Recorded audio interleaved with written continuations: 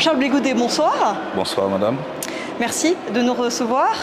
Alors lors de votre discours de rentrée aujourd'hui, vous avez dit, je cite, « 2025 ne se fera pas sans nous ».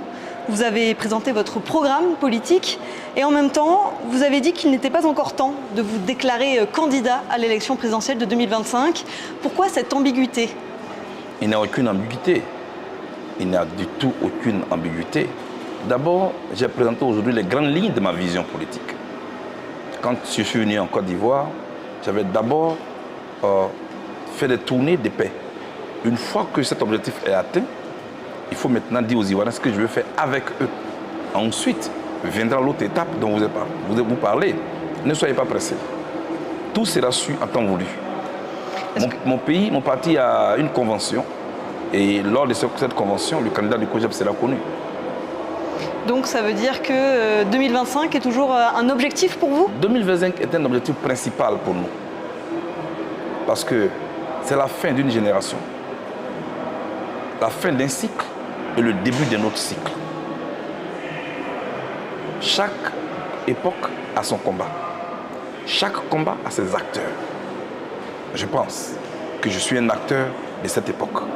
Et les défis actuels de notre génération, je suis à même de les relever. Est-ce que je serai candidat?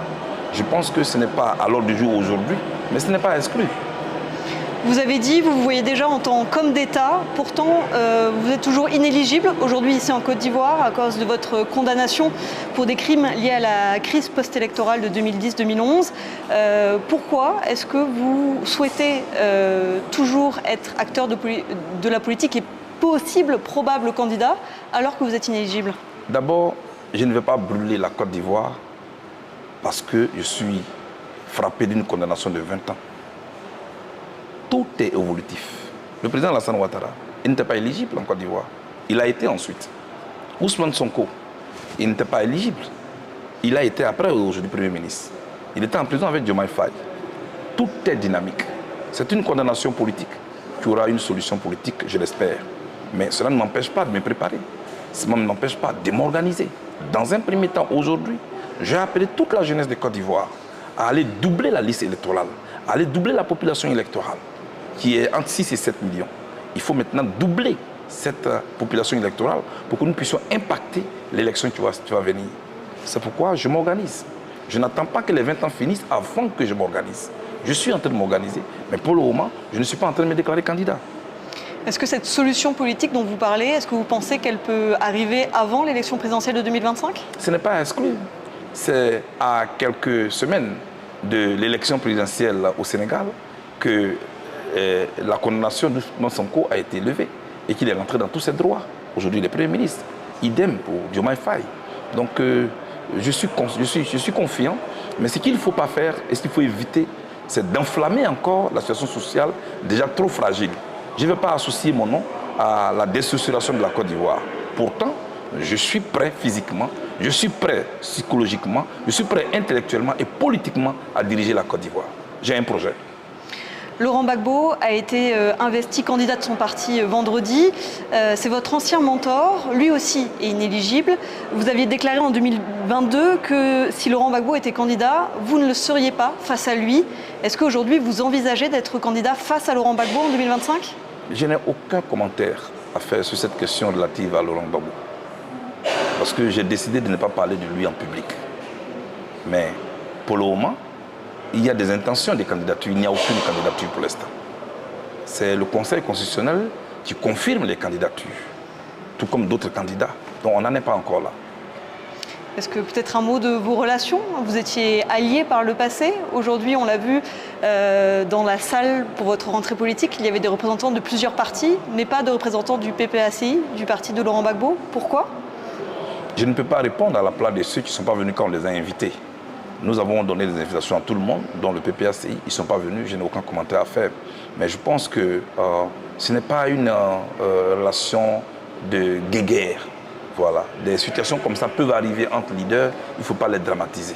Une chose est sûre, c'est que nous lie est tellement profond que je pense que ces petits soubresauts-là peuvent passer d'un moment à l'autre. Cela dit, moi je suis aujourd'hui président d'un parti politique qui m'a mis en mission, non seulement pour structurer donc ce parti, ensuite pour l'amener au pouvoir, C'est à cela que je travaille aujourd'hui. C'est mon seul objectif. Les Ivoiriens ont besoin de débats de qualité. Ils ont besoin d'une classe politique de qualité. Les problèmes des personnes, je pense que cela n'apporte rien. Quand on a fini de parler de Laurent Gbagbo et moi, est-ce que la facture de l'électricité a diminué en Côte d'Ivoire? Est-ce que la ménagère qui, quelque part, a eu pour a faim, est-ce qu'elle a réussi à donner à manger à ses enfants? C'est de cela qu'il s'agit. Et c'est ce qui m'importe aujourd'hui. Vous le dites, il y a beaucoup d'intentions de candidature aujourd'hui en Côte d'Ivoire pour cette élection présidentielle de 2025 et beaucoup notamment du côté de l'opposition ivoirienne. Est-ce que vous craignez que cette possible multitude de candidatures, ça offre un boulevard au pouvoir en place, au parti de la majorité, le RHDP? Rien ne le dit. Rien ne le dit. Il y a eu beaucoup de candidatures au Sénégal, notamment dans les rangs de l'opposition. Ça n'a pas empêché le PASTEF de remporter les élections au premier tour. Voilà. Le parti au pouvoir avait ses candidats. Beaucoup d'autres partis de l'opposition au Sénégal avaient leurs candidats. Mais ça n'a pas empêché le PASTEF de l'opposition de gagner les élections. C'est vrai que l'on peut le penser, mais cela montre qu'il y a un enrichissement du débat politique. Les Ivoiriens ont besoin d'avoir plusieurs offres pour qu'ils aient le choix entre nous. Au-delà des problèmes des personnes, qui peut réellement apporter des réponses idoines aux préoccupations des Ivoiriens? Moi, j'ai pris 12 ans pour les étudier, seul, dans une cellule de prison. Je suis prêt, à ce qui me concerne. Est-ce que vous seriez prêt à vous rallier à une candidature unique de l'opposition pour être plus fort? Ça, ce n'est pas pour le moment un objectif.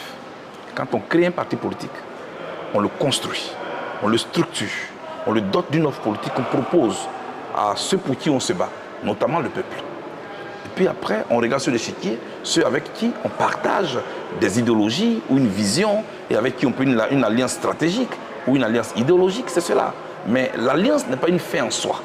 Je prends l'exemple de la France. Au premier tour, la gauche, et tout de suite, les partis communistes, d'autres partis ont leurs candidats. C'est au second tour que ceux qui se rapprochent se mettent ensemble pour faire face au candidat, à l'adversaire. Donc je pense qu'il ne faut pas voir les choses autres comme ça. Pour moi, je ne parle pas pour le moment en termes d'alliance. J'étais en prison, je suis sorti, je suis en train de structurer mon parti. C'est notre première rentrée politique qui est là. Nous l'avons fait sans incident. Nos camarades sont venus d'eux-mêmes. C'est déjà une fierté pour moi. Le reste, je les ai mis en mission. Je vais faire le bilan de la mission avec eux d'ici quelques mois. Et puis ensuite, quand on ira à notre convention, on décidera. Mais point n'est besoin pour le moment et point n'est question d'alliance pour le moment. Je ne suis pas dans une logique d'alliance. Alors justement, votre parti politique, le COJEP, vous n'étiez pas présent aux dernières élections municipales et régionales. Aujourd'hui, est-ce que votre parti est prêt à partir aux élections? Est-ce qu'il a obtenu un récépissé officiel? Nous n'avons pas pour le moment de récépissé, mais nous y travaillons. C'est d'abord une injustice que nous vivons. Que d'autres partis aient été créés après nous, sont dans la même situation que nous avec leurs leaders, ont leur récépissé, nous pas. Alors, pourquoi cette injustice? Nous l'avons crié haut et fort, nous avons lancé un appel à tout le monde. Regardez, peut-être que dans les mois à venir, la question va se résoudre. Moi, je ne suis pas pressé. Madame, je sors de la Cour pénale internationale. Rien ne présageait que je pouvais me trouver devant vous aujourd'hui en tant qu'homme libre. Parce qu'à côté de moi, Charles Taylor a été condamné à 50 ans. Bosco Ntaganda, 30 ans. Ongon Dominique, 25 ans, ainsi de suite. Je suis là. Laissez-moi me reconstruire et puis je vais me projeter. Alors justement, vous parliez dans votre discours de réconciliation nationale. Vous aviez rencontré il y a plusieurs mois l'ancien Premier ministre Guillaume Soro. C'était en Europe. Aujourd'hui, Guillaume Soro est toujours en exil. Est-ce que vous pensez que son retour changerait quelque chose à la scène politique ivoirienne? D'abord pour lui-même, en tant qu'être humain. Parce qu'avant d'être homme politique, on est d'abord humain. Moi, j'ai connu l'exil, je sais ce que c'est. Ensuite, la prison. Je ne peux pas le souhaiter à Guillaume. C'est pourquoi j'ai salué, et je continue de saluer, qu'il ait renoué le dialogue avec son mentor, ou son ancien mentor, c'est selon le président Alassane Ouattara. Je salue les deux acteurs et je les encourage à dialoguer d'avance. Parce que ce n'est que par cette voie que Guillaume peut revenir en Côte d'Ivoire. Je souhaite ardemment qu'il revienne en Côte d'Ivoire, parce que tant qu'il est à l'extérieur, quelque chose peut lui arriver, ce que je ne souhaite pas. Je veux qu'il rentre, d'abord c'est son pays. Et puis les autres débats peuvent se tenir entre eux et ils peuvent parler. Houphouët-Boigny nous a enseigné le dialogue. Il faut tout faire pour que Guillaume rentre. Moi, la dernière fois que je l'ai vu, j'ai été peiné. Je n'ai pas dit à la haie, mais quand je l'ai vu dans les images, je pense qu'il faut le laisser revenir en Côte d'Ivoire et puis entamer un dialogue constructif avec lui. La Côte d'Ivoire en a besoin. Vous avez dit lors de votre rentrée politique, à chaque époque son combat et à chaque combat ses acteurs. Est-ce qu'aujourd'hui cela veut dire que c'est votre tour et celui de Guillaume Soro d'être sur le devant de la scène politique ivoirienne? À chaque époque son combat. À chaque combat ses acteurs. Et je les ai cités, ce qu'ils ont fait. Aujourd'hui, il y a un vent qui souffle en Afrique de l'Ouest. C'est le vent de notre génération. Nous sommes prêts à diriger nos pays, que ce soit la Côte d'Ivoire ou bien d'autres pays africains. Nous sommes dans la cinquantaine, c'est le moment. Il ne faut pas priver l'Afrique de son atout, sa population jeune, dont nous sommes les porte-voix. Je pense que notre moment est arrivé. Je le pense franchement. Il faut renouveler la classe politique. Il faut présenter autre chose aux Ivoiriens. Maintenant, je vous le dis, moi je suis prêt. Est-ce que dans ce cas-là, vous êtes favorable à une limite d'âge pour être candidat à l'élection présidentielle? Il faut inscrire dans la constitution ivoirienne la limite d'âge. Il faut inscrire dans la constitution ivoirienne la limite d'âge. Cela sera au moins très clair. Parce qu'avant que moi je ne parte en prison, la constitution ivoirienne prévoyait la limite d'âge. Mais pendant que nous y étions, cette clause a été changée. Il faut ramener cette clause parce que nos aînés ont aussi droit à la retraite. Voilà. Charles Blé Goudet, merci beaucoup. Je vous en prie, madame. Merci. Merci.